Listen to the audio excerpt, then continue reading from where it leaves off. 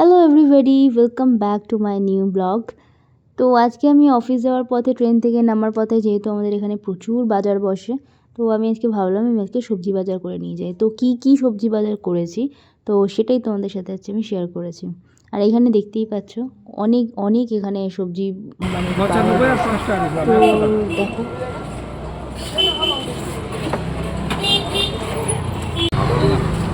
তাহলে আমাকে 100 মতো দাও উঠছে।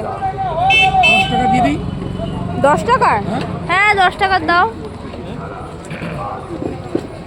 বেগুনটা তোমার? হ্যাঁ একটা বেগুন দাও, ভালো দেখে দাও তো একটু বেগুনটা। আর এখান থেকে দুটো ক্যাপসিকাম দিয়ে দাও,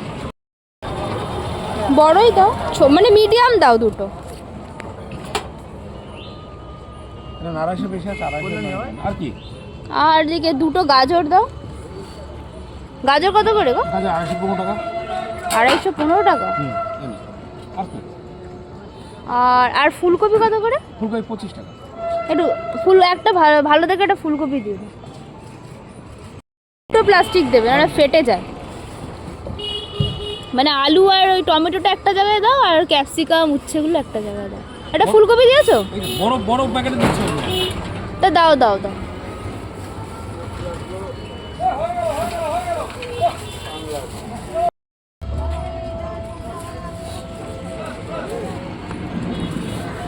দেড় কিলো আলু 30 টাকা।